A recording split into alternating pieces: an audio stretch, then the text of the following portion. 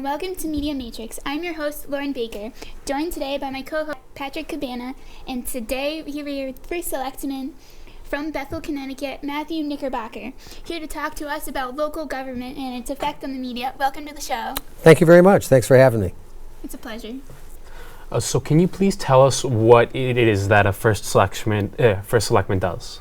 Well, the First Selectman in Connecticut's way of doing things is often referred to as the chief elected official, CEO, and essentially it's the same position as the mayor of a big city.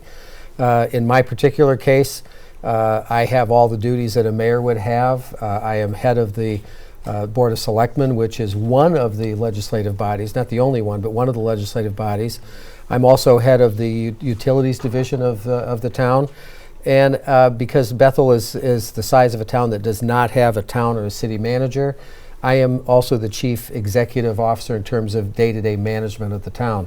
So except for the Board of Education and Library, which are separate, all of the department heads in town government report to me. So I'm responsible for managing their affairs, making sure that employee policies are followed, HR policies, and so on. So that pretty much encompasses my job, as well as strategic planning for the town.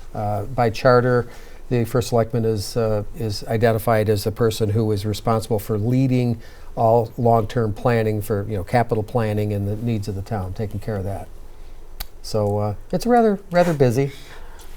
What does your day-to-day look like? Kind of hard to pin down a typical day. It's varied. I may be involved in HR issues. I may be involved in planning issues. I may be involved in financial issues, working with the chief financial officer of the town. Part of my job is ceremonial. I represent the town in all different kinds of functions. This time of year in particular, the state legislature is obviously in session until June 7th is when they plan to end their session. There are many bills that are introduced into the state legislature each year that could have a profound effect on towns. So lately, in the past, say, 4 or 5 weeks, I've been spending a lot of time up in Hartford testifying for bills, lending my support for things that I think would be good for our town, and obviously testifying against the ones that could harm us. Chief among them being the proposal right now that's on the table to remove funding from education, which would have a pretty profound impact on our revenue stream. That would reduce our school funding by almost $2 million. So that's what I've been doing this season. Other times of the year, I try to focus on long-term planning, capital planning. What do we need for fire trucks? What do we need for highway equipment? Capital needs for the buildings, a schedule of regular maintenance so that they don't become expensive. So it's a soup to nuts position, into everything you can imagine with management, and then on top of that, the policy issues. Do we need an ordinance that controls barking dogs, noise, blight, things like that? These all come into play, and they all go through my office. All right, can you please tell us the impact that media has on local politics? Well, let me start with traditional media, being newspapers. Bethel and even Danbury is not a big enough area to have its own television station, so we do have some radio. We do have a very good daily newspaper, which is part of the Hearst newspaper chain. Unfortunately, traditional media, like the daily newspapers, have less of an impact today than they did 20 years ago. And personally, I think that is a real loss. I support local journalism. I think that people rely too much on electronic media. There is a role for thoughtful, accurate, written journalism in our society, and I think democracy is dependent on it. So having said that, the other media that comes into play, of course, is social media, and that has become very, very powerful. It's become powerful in a positive way, and it's become powerful in a negative way.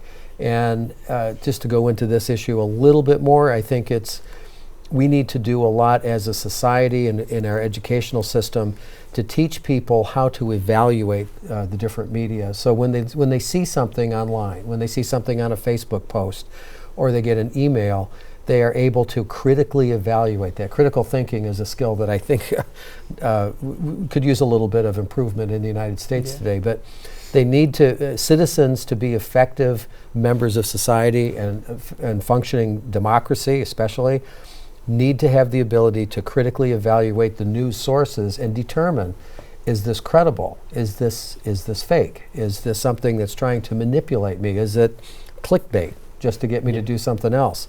So for me, it's had an effect on me personally, and I have adopted a stance. I'm very active on social media. I will not repost anything without verifying its source. So if it comes from some website that I don't know of, if it's not from the New York Times or the Wall Street Journal, then I'll read it and I will look into it if I find it interesting, but I'm not going to repost it till I know that there's some good journalism behind it. So off of that, how do you use social media in your profession, and like what's your general opinion on how it's used? Well, it is a factor. I think it has become one of the most powerful things for anybody involved in politics or in public service.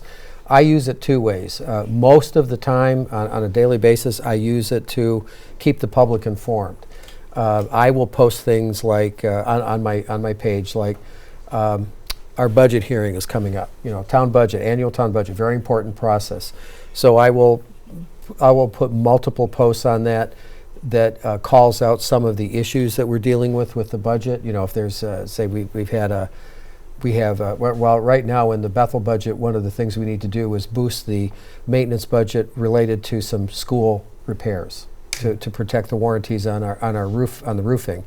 So I will post things of an informational nature. Now, the town of Bethel also has its own Facebook page, and I will cross-reference with that and pull information. And each one of those things has about 2,000 followers, so I know I'm getting really good coverage on that. I will also use my personal Facebook page, not the town Facebook page, at campaign time. And I will use that to talk about my message. I will invite people to ask me questions so that I can post answers online for everyone to see. And it's an open forum. Anybody in my position is gonna get some questions you may not want to have ever been asked, but it goes with the territory. And I have found that it is extremely effective. So I will even make short informational videos sometimes and post them on my personal Facebook page on some of these topics. But it's funny. I was in an interview with the Danbury News-Times editorial board at the last re-election campaign 2 years ago, and my opponent criticized me he says, "You're always on Facebook. How do you get anything done?" I said, "Well, that's how people communicate. I can't help that. If people want to communicate with me and they want to ask me questions, then I'm going to make myself available so that they can do that." During campaign time or any time, how do you feel is best to communicate with citizens of the town? Face to face, as much as possible. I like to visit different groups. I go to practically every sporting event in the school district, every play, every musical. I visit the senior center. And I can't do everything, but I try to do that as much as I possibly can. And people will stop by my office too. The First Selectman's office is the first door on the right when you walk in Town Hall.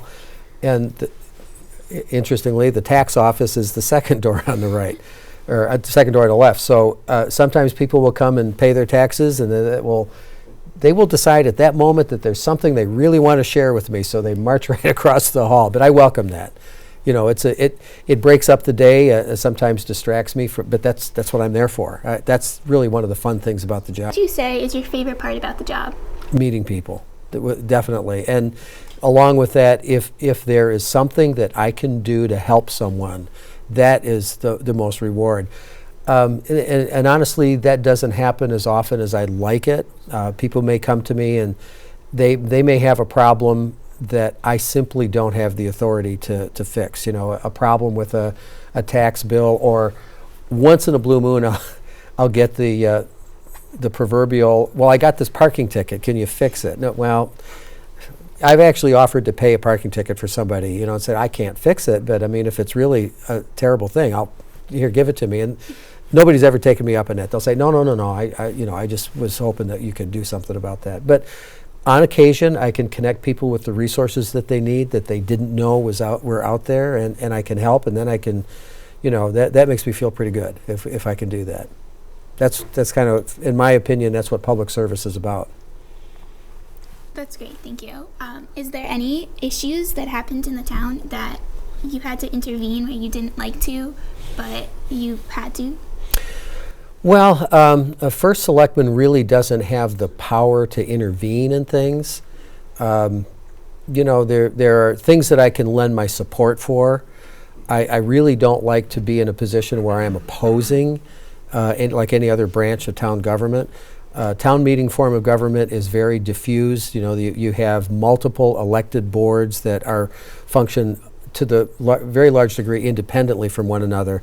And one of the worst things a person in my position can do is take on another board that the people of the town elected. I mean, they're responsible to their constituents, and I'm responsible in the same way. So to go against another board, to verbally take them on and criticize them is a recipe for polarizing the town and getting people fighting with one another. So I avoid that.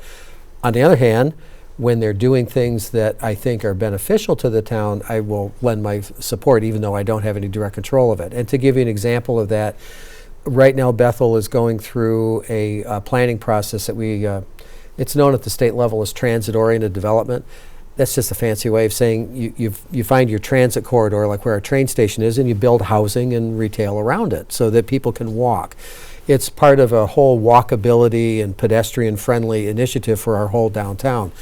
And there's a little bit of controversy with it, but I think our Planning and Zoning Commission is right on target. I think it's the right thing for our town. So I have done everything I can to lend support to that effort. And same with our Board of Ed budget. We have excellent schools in our town. Previous selectmen in my position have been critical of the Board of Ed, critical of its budgeting policies. I think that they've done an outstanding job, so I support that as often as I can. Can you walk us through the decision-making process with problems in the local government?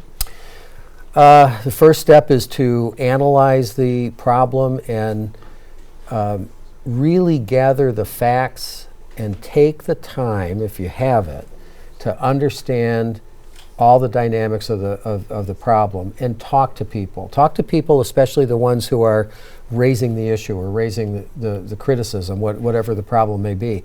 I think, in my experience, that some elected officials are too quick to take a side on something without really knowing what's at the heart of the matter. And I'll tell you honestly that earlier in my career in politics, at the local level, I might have been guilty of of doing that myself. You have to listen to the opposition and put yourself in their shoes so that you really can be comfortable that you understand their perspective. You might disagree with it, but you have to look at it through their eyes so that you understand it. So, because the worst thing you can do is make decisions without having the data to go with it. I'm basically a scientist at heart. I like to make decisions based on facts and data. So once you've got that down, then you have to begin the process of collaboration. In local government, you're in many respects a general without an army. You have to deal with people who don't report to you, and they have certain levels of authority. So again, you have to engage them, and you have to, present the problem, get their opinion. They may actually have some legal authority to help make that decision. So the last thing you want to do is try to cut them out and do it on your own. You have to be a collaborative person to do this effectively and bring them into the process. And then everybody owns the solution. That's how that has to work. Thank you. So that's all the time we have today. Okay. Thank you so much for being here. Well, thank you very much for the opportunity. I enjoyed it. So did we. Tune in next time on Media Matrix, where we talk about all different topics from all over the globe. Thank you. Thank you. Thank you. Thank you very much. Thank you. Thank you.